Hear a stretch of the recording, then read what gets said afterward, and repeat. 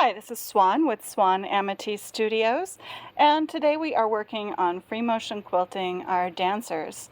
In this video, we're going to be looking at both ditching in the block, outlining our dancer while we add some quilting designs into the space. I am working with a 40 weight King Tut, and this is number 916 from the King Tut line. I really like this one. It's very pale, great for baby quilts or a nice white background where you really want to see the colors more than anything else. I'm also wearing my Amity gloves, and these are what I have designed to make my work more easy and comfortable, with the padding in the palm and the touchscreen sensitivity in the fingertips. It means I can do everything and keep my gloves on. They are breathable mesh in the back. Remember, quilting is a sport, and we want to be comfortable while we play. What we are going to get started with here is ditching first. I'm going to start by ditching around the block, and I usually like to ditch towards me if I can at first. When you are ditching, you might prefer to use your walking foot if you're not very comfortable with straight lines while working on your quilts with your free motion foot. You'll notice that I'll stop and reposition my hands frequently when I'm trying to get those nice straight lines. And when I'm ditching, I do go ahead and turn my quilts when I can. Not always possible, but the dancers here are a runner size project, so turning is not impossible. We're going to get around this block, but once again, remember that we are moving slowly when we ditch. I notice that a lot of people think that free motion work has to be done as fast as possible. Pedal to the floor, they say. No, I think that everyone has a different speed at which they are comfortable, and the goal is to make yourself comfortable. That's how you get the best stitching. And notice when my hands move past where my needle is, that's generally where I start to lose control and need to reposition my hands. I like to stop at that point in order to reposition my hands and then start again. Whenever I'm ditching like this and I want to stay right in that edge and try not to overshoot anything, I am moving a lot more slowly than I would normally move. And that's just a means of making sure that I'm accurate and I'm staying right in that ditching line. Try to get as close up to those edges as possible. And I've told a lot of my students, so I'm going to mention this in the video, I do not roll my quilts when they go into my machine throat. But notice that today I do have a roll, and that is unusual. I am using the roll today because I've already quilted the other side of this project, and of course that makes it a little more dense, a little more stiff, and it doesn't scrunch as well or puddle as well when it's already been quilted in that fashion. So we have gotten around the space, and I'm just going to trim off my tail where I started my berry in this project. And now we're going to start quilting some designs into the space. And as we do that, we will ditch around our dancer as well. So here's how we would begin. Hands in the space on either side of the needle. Notice my hands are not going to stretch out all the way. They're going to relax a little bit. That's what that cushion in the palm does for me on my gloves. I'm going to make the beginnings of a flower center, and then once I have that in there, I'm going to come out from the flower center and I'm going to make a petal. This is just a wiggling petal. If you watch my Wiggle Daisy video, you've seen it before. I'm going to come down into the space and I'm going to add a little decorative element in the center there. And then I'm going to come back out and make the next petal. It needs to wrap around this edge of the dancer, and I need to pay attention to where I want to come back in to the center of the flower. This time I'll add that little element to the center of the petal and come back in. We'll add the last little petal in.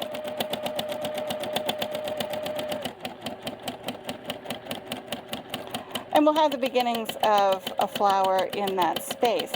Now, this is really hard to see on light surfaces with light thread. And so what I want you to focus on in this video is not the stitching per se, although I'm going to get you closer so you can see some of that. But when and where we're making choices to go around something in the space. So I'm going to come back out to the dancer here, and I'm going to go ahead and go around this petal. My dancer is wearing her little flower skirt, and we're just kind of outlining those little flower elements, those little petal elements of her outfit. And we remove pins as we go, taking them out whenever we come up to them. And as we then get to that point where we can ditch around the dancer, we slow back down, of course, to make sure that we can fill in, ditching slowly, making sure that we're right up against that edge and trying not to overshoot it. After all, we did all this lovely stitching around our dancer, and we don't want that to be something that we lose. We want that to still be beautiful. So, like I say, once again, we slow down and we move with precision rather than with speed.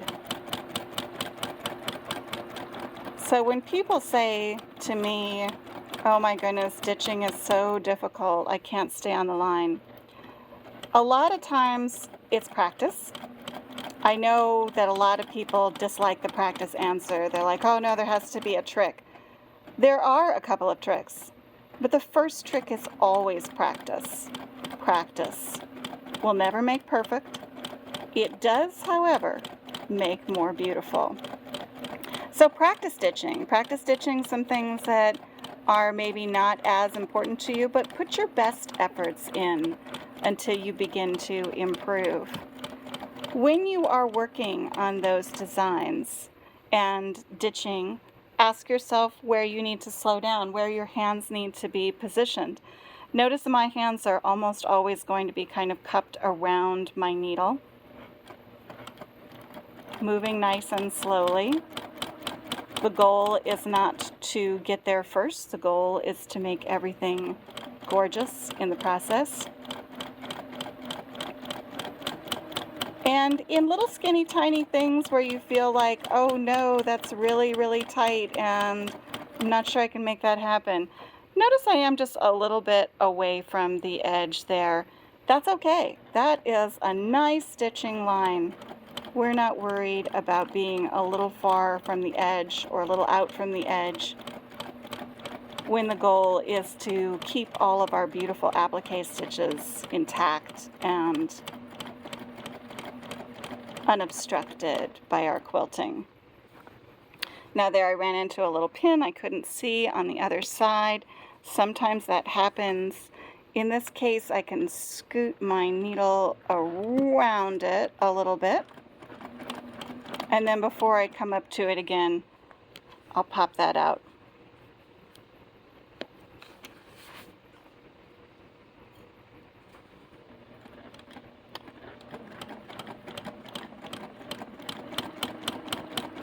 Now we're almost around our dancer, and then we can go back to adding a little bit more of our quilting motifs.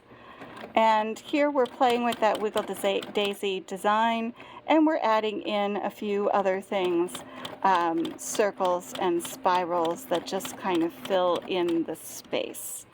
There's our ditching complete all the way around our dancer. Remember, as we go back to the motif, and I'm just going to give you just a little bit more of that, because remember, these stitches are light. They won't show up very well in the video. But the goal of this is to be thinking about the edges of our design, trying not to overshoot them, making sure that we come right up to the edge of our dancer, but we don't obstruct her.